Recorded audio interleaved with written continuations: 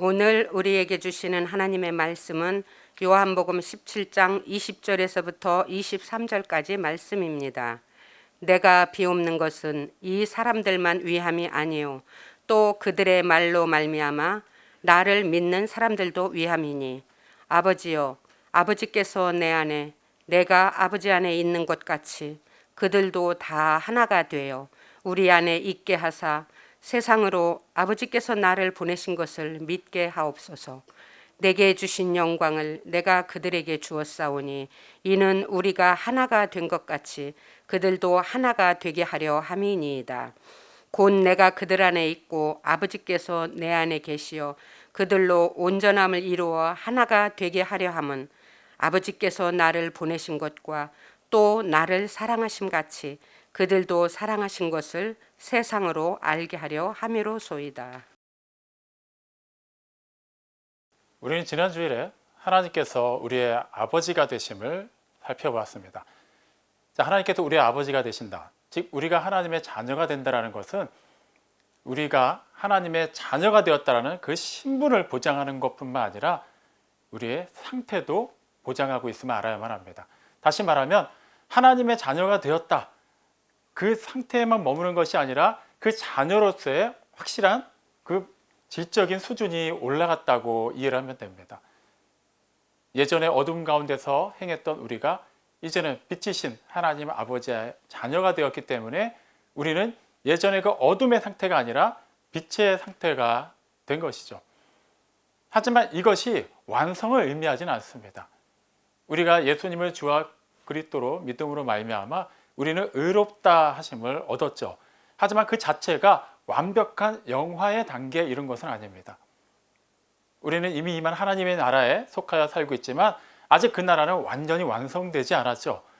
그렇기 때문에 우리는 그 영화의 단계에 이르기까지 계속해서 예전에 우리 안에 계속해서 머물러 있었고 익숙하게 남아 있었던 그 죄의 잔재들을 씻어내는 과정을 거쳐야만 합니다. 거룩하게 되어가는 과정, 성화라고 하죠. 이 성화는 우리가 영화의 단계에 이르기까지 계속해서 진행이 됩니다. 하나님께서 시작하셨고 하나님께서 반드시 마치실 겁니다. 다시 말하면 우리가 계속해서 거룩해져 간다. 우리는 이 순간이 거룩의 완성이 아니라는 것을 알아야만 한다는 것이죠. 아무리 오늘 내가 기분이 조금 평소와 남다르고 오늘따라 기도가 더 뜨겁게 되고 말씀이 더 눈에 잘 들어온다고 해서 우리가 거룩함의 정점에 오른 것은 아닙니다. 어제보다 더 나아질 수는 있지만 오늘이 완성이라고 말할 수는 없죠. 계속해서 자라가야만 합니다. 하지만 이 부분에 대해서 우리가 오해를 하게 되면 나름 신앙생활을 열심히 하면서도 시험에 들거나 낙심하는 경우가 종종 생깁니다. 자, 그 원인을 한번 살펴보도록 하죠. 먼저 오늘 읽은 본문 요한복음 17장 23절 말씀을 다시 한번 확인해 보겠습니다. 예수님께서 11 제자들뿐만 아니라 그 제자들의 말로 말미암아 예수님을 구세주로 믿게 될 모든 사람들을 위해서 기도하고 계시죠. 그 시대의 특정 그리스도인들뿐만 아니라 이 시대를 살아가는 우리 모두가 해당된다는 것을 분명히 염두하시기 바랍니다. 내가 그들 안에 아버지께서 내 안에 거하시어 그들로 온전함을 이루어 하나가 되게 하려 함은 아버지께서 나를 보내신 것과 나를 사랑하심 같이 그들도 사랑하신 것을 세상으로 하여금 알게 함이로소이다. 자, 예수님께서 우리 안에 계시고 또 성부 하나님께서 예수님 안에 계시고 결과적으로 우리 안에 삼위일체 하나님께서 거하시고 우리 또한 그 하나님 안에 거함으로 말미암아 상호 내주하는 관계가 된 것. 자, 이것은 결과적으로 무엇을 이룹니까? 온전함을 이룬다고 예수님께서 말씀하셨죠. 이건 예수님의 희망사항이 아니라 예수님의 기도 내용이자 하나님의 뜻입니다. 그렇기 때문에 우리가 주 안에서 빛이 되었다면 우리는 온전한 사람이 된 것입니다. 그런데 이 부분에 있어서 우리도 분명히 공감을 하고 나름 기대를 하지만 이 온전함의 기준을 어디에 두느냐에 따라서 얼마든지 우리의 신앙생활은 더욱더 진보적이고 역동적일 수가 있는 반면에 똑같은 신앙생활을 하면서도 경우에 따라서 침체될 수도 있고 방황할 수도 있다는 것을 알아야만 합니다. 자, 온전하다. 우리는 사실 예수님을 구세주로 영접하고 난 이후의 삶에 대해서 나름 기대를 많이 가지고 있었습니다. 뭐 경우에 따라서는 모태신앙이라고 불리는 그 아주 어려서부터 신앙생활을 했기 때문에 특별히 그런 거에 대해서 이렇게 극적인 감동보다는 그냥 익숙한 신앙생활을 하신 분들도 계실 거예요.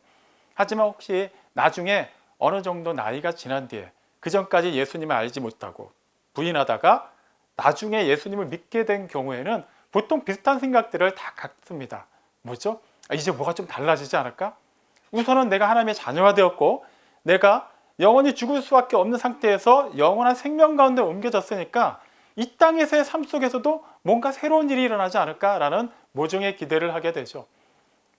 그래서 보통 원래는 예수를 믿지 않다가 예수를 믿게 된 분들, 그런 분들이 어떻게 믿음을 갖게 되었고 교회에 나오게 되었는지 그 사례들을 들어보면 보통 그런 내용들이 많아요. 원래는 믿지 않았는데 막 이렇게 병 때문에, 질병 때문에 막 굉장히 고통스러워하고 온갖 병원을 다 수소문해도 치료 방법이 없을 그때 주변에 또 예수 믿는 친구가, 가족이 또 교회 가자고 하나님께서 고쳐주신다고 해서 교회 나오게 됐습니다. 그런 분들, 아니면은 하던 일이 잘 안 돼서 재정적으로 어려움 가운데 있을 때, 그때 나에게 손을 내밀어 준 사람이 바로 교회를 다니는 내 친구였습니다. 하나님의 도우심을 바라며 함께 기도하자고 해서 교회를 나오게 되었습니다. 이별의 아픔을 도저히 극복하지 못할 때 하나님께서 위로하시고 함께 하신다라는 그 말을 듣고 교회에 나오게 되었습니다. 보통 이런 식의 스토리들이 적지 않습니다. 크게 문제가 되진 않아요. 분명히 성경에서도 우리의 예전 모습은 어둠 가운데 있었고 지금은 주 안에서 빛이라고 말하기 때문에 우리가 예수님을 믿음으로 말미암아 온전케 되는 것, 그리고 나름 좀 더 긍정적인 어떤 삶의 변화가 이루어질 것을 기대하는 것은 크게 문제가 되진 않습니다. 다만 그 온전함의 기준, 그 근원을 어디에 두고 있느냐에 따라서 문제가 될 수 있죠. 예를 들어 보겠습니다. 분명히 나는 하나님의 자녀라고 믿음의 확신이 있고 구원의 확신이 있음에도 불구하고 신앙생활을 하면서 우리는 늘 이렇게 상승하는 신앙생활을 하기가 어렵죠. 때로는 낙심할 때도 있어요. 시험 들 때도 있어요. 별일도 아닌데 나의 자신에게서 그 내재됐던 예전에 그런 여러 가지 죄악된 모습들이 막 올라올 때도 있어요. 그럴 때마다 우리는 보통 고민을 하기는 합니다. 내가 이렇게 살아도 되나? 내가 예수 믿는 사람인데 나한테도 여전히 이런 생각이, 이런 언어가, 이런 행동이 나온다는 게 말이 되나? 이거 내가 구원받긴 한 건가? 어디 가서 하나님의 자녀라고 말할 수 있을까? 충분히 그렇게 생각할 수 있어요. 하지만 우리는 그 온전함에 대해서 분명한 기준을 성경에서 찾아야만 해요. 자꾸 뭔가 내가 신앙생활을 충만하게 할 때, 뭔가 믿음이 좋은 상태 살 때를 기준으로 삼는다든가, 아니면 같은 신앙 공동체 안에서 소위 믿음이 좋다고 인정받는 어떤 특정한 사람만을 모델로 삼으면 경우에 따라서는 내가 평가절하될 수도 있고 그것보다 좀 더 나을 수도 있겠지만, 그렇게 되면은 우리가 누구보다 내가 믿음이 지금 좋지 않구나라고 여겨지는 순간 고민에 빠지게 되는 거예요. 뭐가 문제지? 나는 왜 똑같은 설교를 듣는데 나는 은혜를 못 받지? 나도 지금 어렵고 저 사람도 어려운데 저 사람은 오히려 감사하고 기도하는데 나는 왜 불평만 나오지? 여전히 나는 뭔가 믿음이 없는 건가? 하나님의 사랑을 나는 못 받고 있는 건가? 막 그런 고민에 빠지게 되죠. 에베소서 5장 8절 말씀을 다시 한번 확인해 보죠. 너희가 전에는 어둠이더니 이제는 주 안에서 빛이라. 빛의 자녀들처럼 행하라. 이 말씀은 우리가 예수님을 믿는 순간 빛을 발하는 발광체가 됐다는 의미가 아니죠. 주 안에서 빛이라고 얘기해요. 그리고 그 안에서 행하라고 얘기합니다. 그러니까 우리가 이제 빛의 자녀가 되었으니까 나름 빛의 자녀는 이렇게 살아야 되지 않을까라는 기준을 우리가 정해서, 빛의 자녀라면 그래도 좀 아픈 것보다는 좀 건강해져야 되고 가난한 것보다 좀 더 부유한 게 좀 더 어울리지 않을까?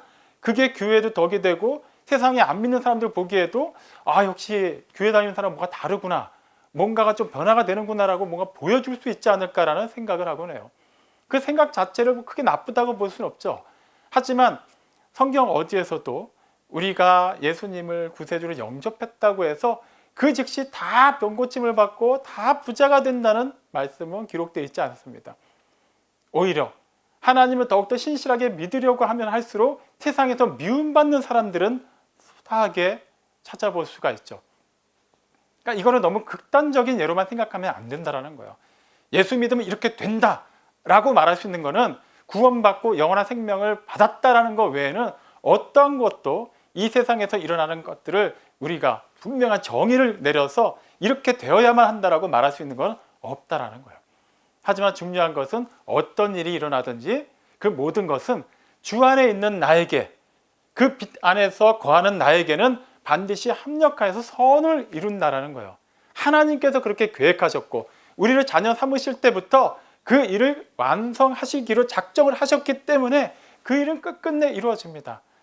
대신 하나님의 계획이 이루어진다는 거예요.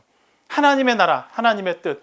그래서 예수님께서도 하늘에 계신 우리 아버지께 기도하러 가시면서 뭘 강조하셨죠?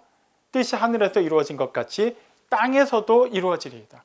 내가 지금 발을 밟고 있는 이 땅, 지금 내가 나의 왕국으로 삼고 있고 나의 그런 생각과 나의 이상의 그 집약체로 세운 그곳에 하나님께서 하나님의 뜻을 임해 주셔야 하나님의 말씀을 주시고 하나님께서 그 가운데서 나의 모든 세웠던 그런 우상들을 허무시고 하나님의 영광의 빛을 비춰주셔야만 우리는 온전히 그 비단에서 하나님의 자녀답게 살 수 있다는 거예요.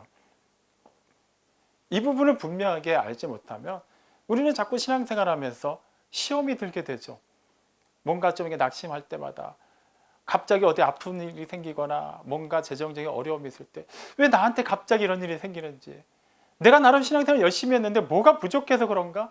그래서 우리는 자꾸 그 원인을 나름 내 안에서 찾으려고요. 내가 요즘 기도가 부족했나? 말씀을 좀 많이 안 받나? 사실 헌금을 최근에 좀 이렇게 등한시하게 했는데 그게 문제인가? 아니면 전도를 안 해서 그런가? 아니 이것저것 찾다가도 없으면 외부에서 찾기 시작하죠. 아 이건 교회 요즘 분위기가 안 좋아서 그런 건가? 아니면은 좀 요즘 우리 집 식구들끼리 서로 사이가 안 좋아서 그런가? 지금 원래 이 세상 분위기가 워낙에 지금 뒤숭숭하니까 나도 영향을 받나?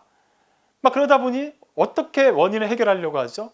예, 내 안에 문제가 있다고 여겼지만 어떻게든 내가 해결하려고 해요. 기도가 부족하다 여겼지만 막 기도를 더하는 방법으로 나가죠. 아니면 뭐 외부에 어떤 문제가 있다 여겼지만 어떻게든 그 문제를 수습하려고 해요. 그렇게 해보셨잖아요. 어떻게 되던가요? 그렇게 우리가 문제가 있다고 여겨지는 것을 스스로 발견해서 우리의 방법으로 해결해 보았더니 정말 우리의 믿음이, 우리의 신앙생활이 그때부터 더 진일보했나요? 그렇지 않을 겁니다. 힘은 힘대로 다 썼는데 오히려 더 낙심한 경우가 많을 거예요. 왜 그렇죠? 예, 그 온전함의 기준은 내가 세우는 게 아니라 하나님께서 결정하셨고 하나님께서 이루어 가시기 때문이에요. 이 부분을 분명히 알아야만 합니다. 그럴 때 우리는 하나님의 자녀가 되었다. 나는 이 세상을 떠나고 나면 영원한 하나님의 나라, 내 아버지의 나라로 간다라는 그 구원의 확신을 흔들림 없이 유지할 수 있게 돼요. 우리는 보통 요한복음 3장 16절 말씀을 근거로 해서 보통 구원의 확신을 갖죠. 너무나도 잘 알려진 말씀입니다. 하나님이 세상을 이처럼 사랑하사 독생자를 주셨으니 이는 그를 믿는 자마다 멸망하지 않고 영생을 얻게 하려 하심이라. 보통 우리는 이 말씀을 어떻게 적용하려고 하죠? 예, 일단은 누구든지 예수를 믿으면 누구든지 믿는 자마다 멸망하지 않고 영생을 얻는다. 그러므로 내가 영생을 얻으려면 내가 믿어야 되는 거예요. 이왕이면 잘 믿어야 되는 거예요. 그러니까 우리는 어떻게든 막 믿음을 달라고 기도합니다. 그리고 막 믿음이 흔들릴 때마다 일단 믿습니다, 믿습니다 하고 외치죠. 맞아요. 믿음으로 구원받습니다. 하지만 그 믿음의 근원에 대해서도 분명히 알아야 돼요. 거기서부터 우리가 시작점을 잘못 잡으면 앞서 말씀드린 온전함에 대해서도 자꾸 잘못 해석하게 되는 것이죠. 믿음. 그러니까 내가 잘 믿으면 되는 건가요? 아니면은 소위 믿음이 좋다고 인정받는 어떤 사람을 모델 삼아서 그 사람과 같은 방법, 그 사람과 같은 수준의 믿음을 어떻게든 내가 내 삶에 적용하기만 하면 될까요? 그렇지 않아요. 그 믿음조차 우리가 믿는 것 같지만 결과적으로는 하나님께서 주셔야만 가능하다는 것을 분명히 알아야만 해요. 요한복음 3장 16절은 처음부터 하나님이 세상을 이처럼 사랑하셨다라는 말로 시작됩니다. 하나님이 시작하셨어요. 하나님이 먼저 우리를 사랑하셨어요. 우리가 여전히 죄인이었을 때, 우리가 죄인이라는 걸 스스로 알지도 못하고 관심도 없고 설사 조금 양심의 가책을 느껴서 알 듯 말 듯해도 그것으로부터 스스로 벗어날 수 없었던 그때 이미 그 전부터 하나님께서는 우리를 사랑하셨어요. 사랑하기로 작정하셨어요. 하지만 우리의 모습 그대로는 사랑하실 수가 없었습니다. 하나님은 거룩하신 분이에요. 소멸하는 불이시기 때문에 죄와 허물로 오염되어 있고 죽었던 우리는 결코 하나님의 그 거룩하심 앞에 바로 설 수 없어요. 하나님이 우리 곁에 오시려고 해도, 하나님께서 우리를 품어주시려고 해도 그 소멸하는 불로 인해서 우리는 다 심판받아 멸망당할 수밖에 없었습니다. 그래서 하나님은 당신의 사랑을 나타내셨어요. 하나님의 세상을 이처럼 사랑하사, 이처럼. 이 부분을 우리가 분명하게 알아야 돼요. 이거를 제대로 알지 못한 채 누구든지 믿는 자는 멸망하지 않고 영생을 얻는다. 이 말씀에만 우리가 모든 시선을 고정하고 있으면 앞서 말한 그런 오류에 빠지게 되는 거죠. 내가 믿음이 좀 평소 같지 않다고 여겨지면 내가 구원받은 게 맞나? 이런 나를 과연 하나님께서 복 주실까? 나를 자녀라고 인정하실까? 어느 날 뭔가 믿음이 충만한 것 같으면 역시 나는 구원받은 게 맞아. 하나님이 나를 사랑하시고 또 이 정도 하면 하나님께서 나름 내가 알지 못한 크고 비밀한 일을 나에게 이루어주시지 않을까? 그런 기대를 하게 되는 거예요. 이상하게 구원의 확신이 하나님께서 우리를 향하신 그 사랑, 그 은혜가 나의 감정과 나의 그런 기분에 따라서 자꾸 들쑥달쑥, 그러니까 완전 위아래로 그냥 왔다 갔다 하는 거예요. 뭔가 문제가 있어도 심각한 문제가 있는 거죠. 그건 온전한 믿음이라 말할 수 없어요. 그렇기 때문에 하나님이 이처럼 사랑하셨다는 것을 우리는 주목해 봐야만 해요. 풀어서 얘기하면 이거예요. 하나님이 우리를 얼마나 사랑하셨는가. 이것을 보라. 이 정도로 우리를 사랑하셨다라는 거예요. 그냥 막연하게 그냥 아들을 보내셨다. 우리의 죄를 대속하게 하셨다. 아들을 죽게 하셨다. 그래서 우리의 죄값을 치르게 하셨다. 그냥 그렇게 이론적으로 아는 차원으로 이해해서는 안 된다라는 거예요. 그러면 이처럼 사랑하셨다. 이 내용이 뭘까요? 이 내용은 그 앞선 내용을 참고하면 되겠죠. 요한복음 3장 14절 15절 말씀입니다. 모세가 광야에서 뱀을 든 것 같이 인자도 들리하리니 이는 그를 믿는 자마다 영생을 얻게 하려 함이니라. 잘 아는 얘기죠. 민수기 22장에 기록되어 있는 그런 불뱀 사건입니다. 먼저 우리는 이 말씀을 좀 이해하기 전에 좀 솔직한 이 말씀에 대한 우리의 반응을 한번 살필 필요가 있어요. 자, 세례 요한이 또 예수님을 가리켜서 굉장히 유명하게 한 말이 있죠. 뭡니까? 보라, 세상 죄를 지고 가는 하나님의 어린 양이로다. 근데 그 표현에 대해서 우리는 어느 누구도 어떻게 하나님의 아들, 나의 구세주가 되신 예수님을 그런 짐승 따위에 비유할 수 있는가라고 말하는 사람은 없어요. 우리는 그것을 아멘으로 받아들여요. 유월절 어린 양이 예수님을 예표한다는 것을 우리는 상식적으로는 알고 있죠. 비록 짐승이지만 어쨌거나 예수님을 어린 양과 같은 위치에서 표현한 것에 대해서 그다지 부담스러워하지 않아요. 그런데 모세가 광야에서 뱀을 든 것 같이 인자도 들려하리라. 자, 이 내용 또한 좀 있으면 이 내용 살펴보겠습니다만 그 노수로 만든 뱀을 장대에 달아서 그 사람들 사이에 세웠던 것처럼 예수님도 십자가에 달려야 된다는 얘기예요. 사실 기분이 그렇게 좋은 표현은 아니죠.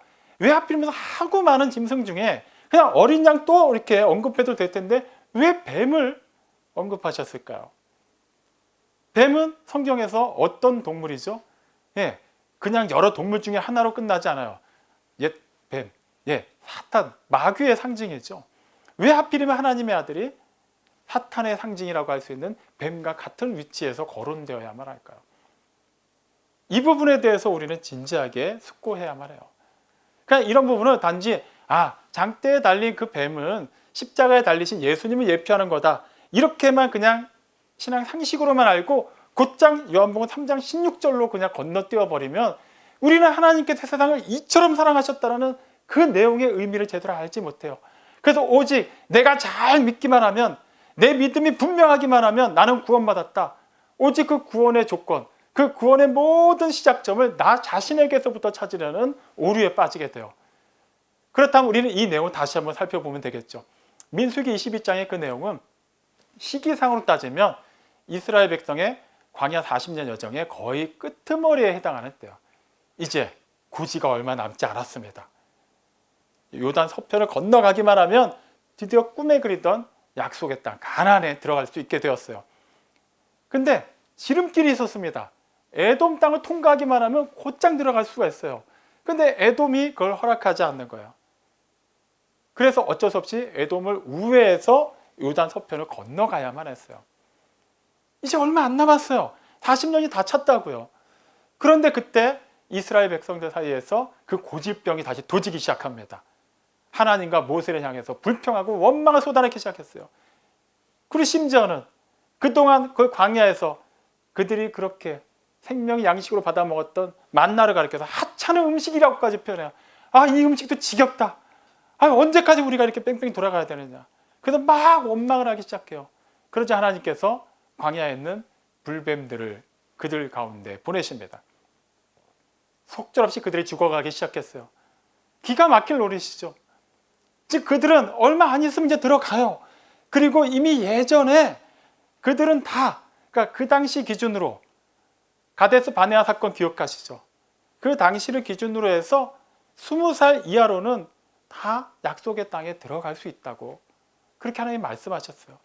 지금 불뱀에 물려서 죽어가는 사람들 중에는 그런 사람들도 있는 거예요. 약속을 받았다고요. 그런데도 그걸 못 참아가지고 또 불평을 하는 바람에 거기서 죽어나가기 시작합니다. 그제서야 사람들이 인식을 한 거야. 아, 이거는 보통 심각한 일이 아니구나. 그래서 막 모세에게 막 사정을 얘기합니다. 우리가 죄악을 범했습니다. 대신해서 기도해 주십시오.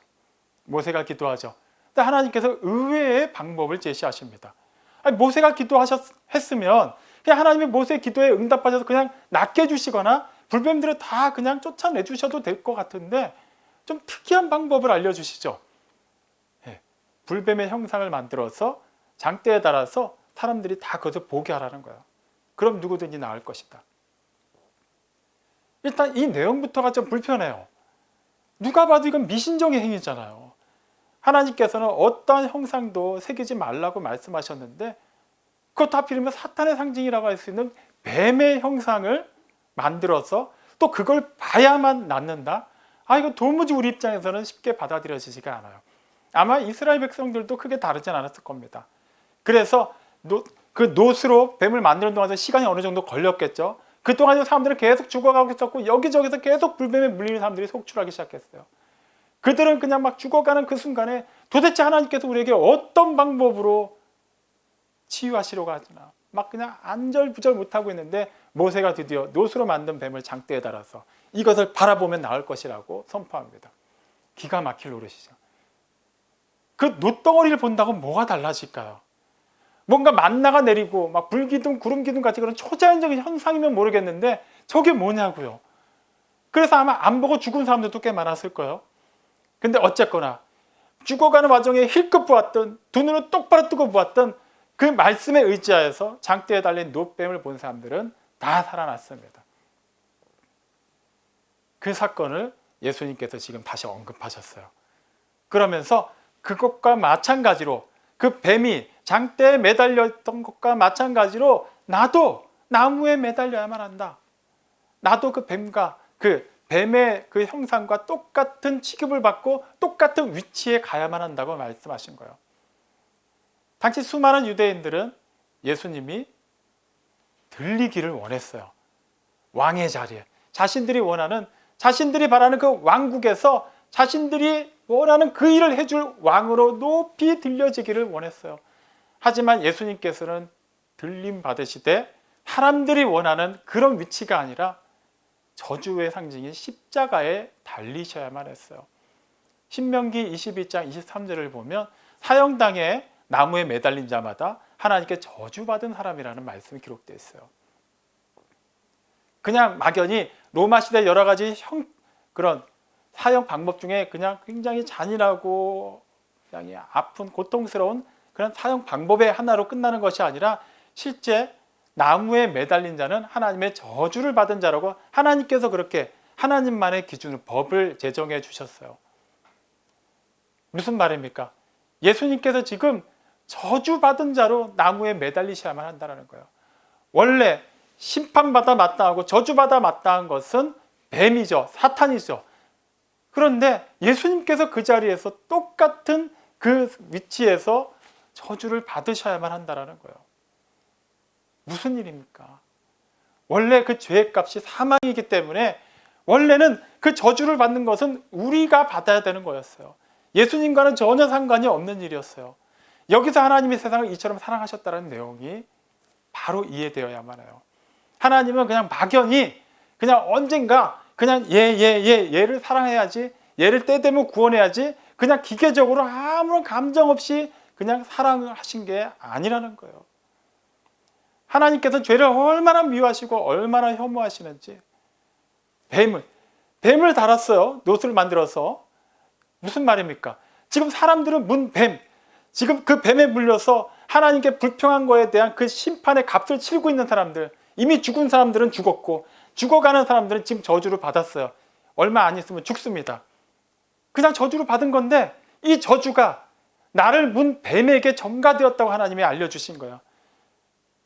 저주받는 그 위치에는 너희가 원래 달려야 되지만 이제는 그 뱀이 달렸다라는 거예요. 그러니까 그 뱀을 봐서 낳는다는 것이 아니라 너희의 죄를 그 뱀에게 전가한 나를 믿으라고 하나님이 말씀하신 거예요. 하나님의 말씀에 의지해서 왜 하고 많은 방법 중에 그런 방법이지?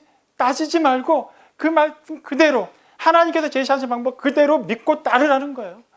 그랬더니 그들은 다 나았어요.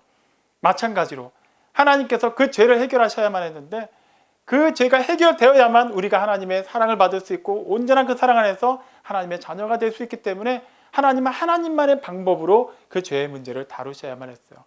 죄의 값은 사망이기 때문에 반드시 죄값은 치러야만 합니다. 이미 영원 전에 성부 하나님과 성자 예수님이 이미 다 협의를 본 거잖아요. 때 되면 세상에 아들이 오셔서 사람의 몸으로 오셔서 우리를 대신해서 죄를 다 짊어지시고 십자가에 달려 돌아가시고 그렇게 죽은 척 하셨다가 3일 있다 살아나시면 다 되는 거 아니에요? 어차피 다 알고 오셨는데 그게 진짜 사랑이라고 말할 수 있을까요? 진짜 사랑이에요. 예수께서 십자가에 달리셨을 때 또 여러 말씀을 하셨는데 이 말씀 기억하십니까? 나의 하나님 나의 하나님 어찌하여 나를 버리셨나이까? 단지 시편 말씀 인용하고 끝난 게 아니에요. 진짜 하나님 아버지께서 아들이신 예수님을 버리셨다라는 거예요. 왜 그랬을까요? 네, 예수님이 우리의 죄값을 치러야만 했기 때문에 우리의 죄를 다 짊어지셨어요. 다 뒤집어 쓰셨어요. 아무리 사랑하는 아들이라 할지라도 성부 하나님 입장에서도 죄로 오염된 그 성자 하나님의 모습은 차마 볼 수 없는 혐오스러운 모습이었어요. 증오의 대상이었어요. 저주받아 마땅했어요. 그래서 하나님이 실제 당신의 독생자를 버리신 거예요. 진짜 죽이신 거예요. 그 죄값을 그렇게 단호하게 물으신 겁니다. 원래 우리가 달려야 되는 그 십자가에 아무 죄가 없으신, 죄를 알지도 못하신 당신의 아들을 보내주셨어요. 그 아들을 그 영원 전부터 한 번도 분리된 적이 없었고 늘 사랑의 눈으로 바라봤던 그 아들을 실제 버렸고 실제 죽였고 실제 저주를 퍼부으셨어요. 그 진노의 잔을 다 쏟아부으셔서 우리에게는 단 한 방울의 하나님의 진노의 그 역사도 일어나지 않도록 그렇게까지 우리를 사랑하셨어요. 그게 바로 하나님이 세상을 이처럼 사랑하셨다라는 거예요. 그냥 아들을 보내셨고 나를 위해 죽게 하셨고 그렇게 나를 당신의 자녀로 삼아주셨구나 이렇게 공식을 가지고 우리가 이해해서는 안 된다는 거예요. 어차피 제가 지금 드린 이 말씀 누구나 다 아는 말이죠. 신앙생활 조금만 했어도 다 아는 기본적인 내용입니다. 그런데 이 사실을 우리가 분명하게 다시 한번 확인해야 되는 이유가 있어요. 하나님께서 이처럼 우리를 사랑하셨어요. 계획하신 분도 하나님이세요. 그 일을 몸소 실행하신 분도 하나님이세요.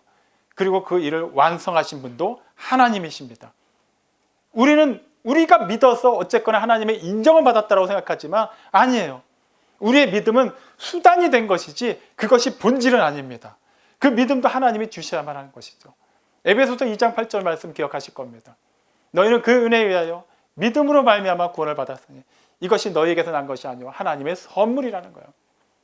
믿음으로 말미암아 구원을 받았지만 그것은 은혜에 의하여 주어진 믿음이에요. 내가 나름 성경을 지식적으로 읽고 나름 이렇게 체계적으로 정리한 결과 믿을 만한 분이라서 나름 성경 구절 몇 개를 잘 짜깁기 해서 그거에 근거해서 기도하고 믿었기 때문에 구원받은 게 아니에요. 하나님께서 은혜를 주셨기 때문에 똑같이 성경을 봤는데 누군가는 소설책이라고 말하는데 나는 그게 생명의 말씀으로 믿어지게 되었어요. 똑같이 예배당에 와서 설교를 듣는데 누구는 그냥 한갓 거짓말을 지어냈다고 얘기하고 가버리지만 누군가는 거기서 심령이 완전히 무너지는 역사가 일어나요. 그게 어떻게 가능할까요? 누군가는 특별히 원래 성격이 그렇고 누군가는 또 다른 성격이라서 아니요. 하나님께서 그렇게 은혜를 주셨기 때문이에요. 그렇게 우리가 은혜를 받았기 때문에 우리에게는 예수님이 구세주로 믿어지는 믿음이 임하게 되었고, 그 믿음으로 우리가 예수님을 구세주로 영접했기 때문에 우리는 하나님의 자녀가 되는 권세를 누리게 되었습니다. 내가 잘 믿어서 된 게 아니에요. 하나님께서 믿음을 주셨어요. 그렇다면 다시 우리가 처음에 그 고질적인 문제점으로 다시 한번 돌아가 보죠. 나름 신앙생활하면서 어떻게 이렇게 고민이 될 때마다 뭔가 내가 예전 같지 않고 내 믿음이 그렇게 잘 자라지 않고 침체기에 있을 때마다 내가 과연 구원받을 게 많을까? 그래도 내가 하나님의 자녀라면 이렇게 살면 안 되는데 하면서 나름 이렇게 막 고민하고 자기 성찰하는 거, 그래도 어느 정도 수준이 있는 사람이 생각할 법한 일이라고 여길 수 있어요. 하지만 그렇지 않습니다. 이거는 단지 마귀가 좋아하는 소재에 불과할 뿐이에요. 어떻게든 마귀는 무슨 방법을 통해서라도 우리의 믿음을 흔들려 갈 거예요. 조금만 틈을 보여도 우는 사자와 같이 삼킬자를 찾으면서 다니다가 그 즉시 달려와서 우리를 미혹할 겁니다. 이러고도 네가 하나님의 자녀가 맞을까? 네가 이렇게 살고 있는데 과연 이걸 하나님께서 기뻐하실까? 너는 아직 구원받은 게 아니야. 어떻게든 다른 방법으로 채워 넣어야만 해. 어떻게든 네가 하나님께서 원하시는 그 수준까지 이르려면 아직은 멀었어. 무슨 방법을 동원해서라도 우리는 하나님께서 주신 그 은혜, 그 선물이 아닌 또 다른 무언가를 채워 넣으려고 그렇게 노력을 하게 되는 것이죠. 굉장히 그럴싸해 보여요. 뭔가 신앙 열심으로 보일 수 있어요. 하지만 그렇지 않아요. 그것은 하나님께서 주신 선물을 우리가 거부한 것과 마찬가지가 되는 거예요. 하나님 아버지 어떤 분이십니까? 전능하신 창조주 하나님이세요. 그분은 실수가 없으십니다. 그분이 하나뿐인 아무 죄가 없으신 당신의 아들을 죄 있는 육신의 모양으로 세상에 보내셨어요. 갈라디아서 3장 13절 말씀에 뭐라고 나와 있습니까? 그리스도께서 우리를 위하여 저주받은 바 되사 우리를 율법의 저주에서 속량하셨느니라라고 말하고 있어요. 아무 죄가 없으시고 죄를 알지도 못하시고 죄와는 전혀 상관없는 완벽하게 구별되신 성자 하나님께서 친히 저주받은 바 되셨어요. 연기를 하신 게 아니라 진짜 저주를 받으셨다고요. 왜요? 우리의 저주를 다 당신에게 이끄셔서 우리로 하여금 그 당신의 생명을 누리게 하기 위해서라는 거예요. 그렇기 때문에 하나님께서 그 아들을 희생하시면서까지 속죄 제물로 보내시면서까지 우리를 사랑하시고 우리를 구원하셨다면 그 사랑이 실패할 수 있을까요? 그 완전하신 전능하신 하나님께서 우리를 사랑하신 그 방법에 실수가 틈탈 수 있을까요? 그렇지 않습니다. 하나님의 사랑은 실패하지 않습니다. 실수가 없습니다. 다시 말하면 우리를 사랑하시고 우리를 자녀 삼아주신 하나님의 그 사랑과 그 은혜는 영원히 변함없이 이어진다라는 거예요.